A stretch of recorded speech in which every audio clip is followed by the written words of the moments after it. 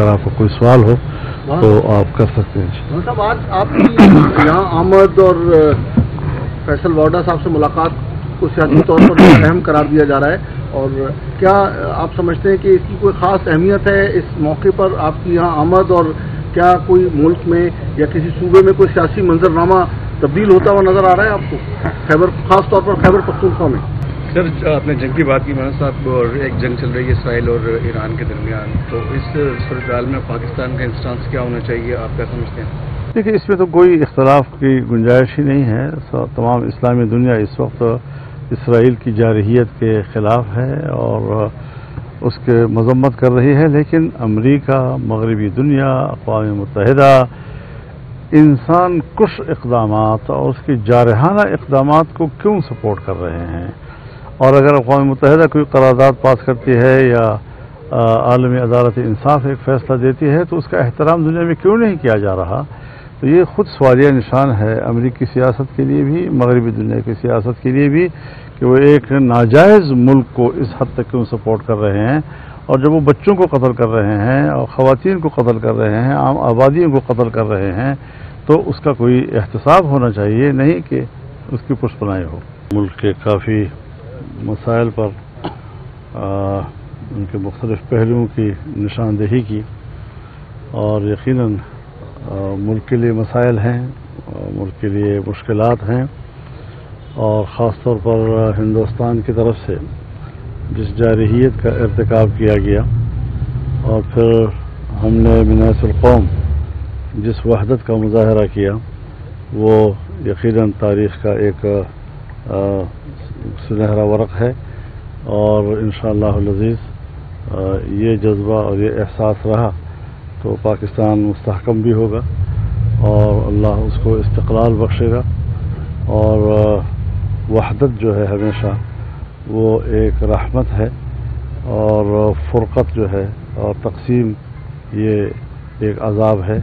अल्लाह ताला हमें वहदत की तौफ़ीक़ अता फ़रमाए और मिन हैसुल कौम हमें एक कौम बनने की तौफ़ीक़ अता फ़रमाए। मैं बेहद शुक्रगुज़ार हूँ। अगर आपको कोई सवाल हो तो आप कर सकते हैं। साहब, आज आपकी यहाँ आमद और फैसल वाडा साहब से मुलाकात को सियासी तौर पर अहम करार दिया जा रहा है, और क्या आप समझते हैं कि इसकी कोई ख़ास अहमियत है इस मौके पर आपकी यहाँ आमद, और क्या कोई मुल्क में या किसी सूबे में कोई सियासी मंजरनामा तब्दील होता हुआ नज़र आ रहा है आपको, खास तौर पर खैबर पख्तूनख्वा में? देखिए, आप पर को परिंदा न बनाए। बड़े सादा अंदाज से उन्होंने दावत दी और मैं हाज़िर हुआ हूँ। इससे ज़्यादा तो कोई ऐसा एजेंडा नहीं है। बाकी यह है कि जब दो लोग मिलते हैं तो उसका लोग माना मफ़हूम खुद मुतयन भी करते हैं, लेकिन एक अच्छी बात है कि पाकिस्तान में लोग एक दूसरे को मिल रहे हैं, एक दूसरे को इज़्ज़त दे रहे हैं, और सियासत में ये चीज़ इसको फ़रोग़ मिलना चाहिए। मौलाना साहब बताइए, जब आप मिलते हैं, दौरों पे निकलते हैं, तो सियासतदानों में हलचल तो मचती है कि आपने ही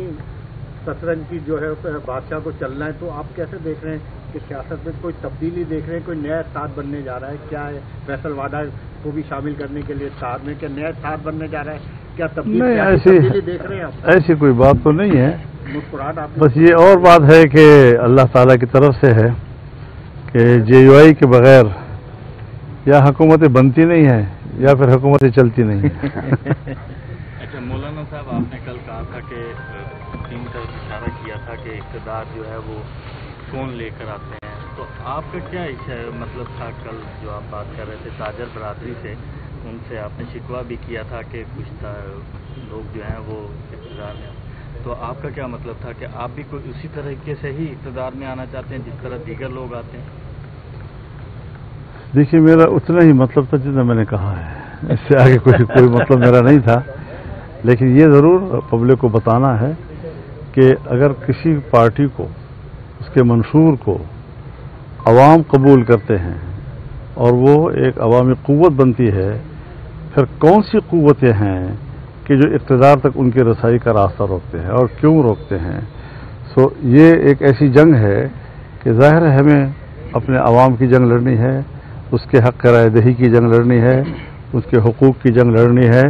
और जमीयत उलमा इस हवाले से इस वक्त सबसे ज़्यादा फ्रंट पे खेल रही है, और इंशाअल्लाह अज़ीज़ جب ہم سیاست کرتے ہیں تو اقتدار ضرور ہدف ہوتا ہے، اور ایک چینج ایسی صورتحال میں ضرور آ سکتی ہے کہ اقتدار کو ذات کے لیے کون استعمال کرتا ہے اور ملک کو، وطن اور قوم کے لیے کون استعمال کرتا ہے۔ سر، آپ نے جنگ کی بات کی مولانا صاحب، اور ایک جنگ چل رہی ہے اسرائیل اور ایران کے درمیان، تو اس صورتحال میں پاکستان کا انسٹانس کیا ہونا چاہیے، آپ کیا سمجھتے ہیں؟ دیکھیے، اس میں تو کوئی اختلاف کی گنجائش ہی نہیں ہے۔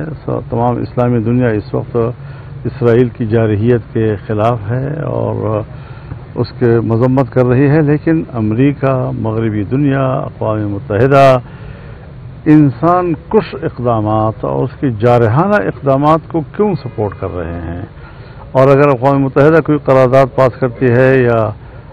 عالمی عدالت انصاف ایک فیصلہ دیتی ہے تو اس کا احترام دنیا میں کیوں نہیں کیا جا رہا؟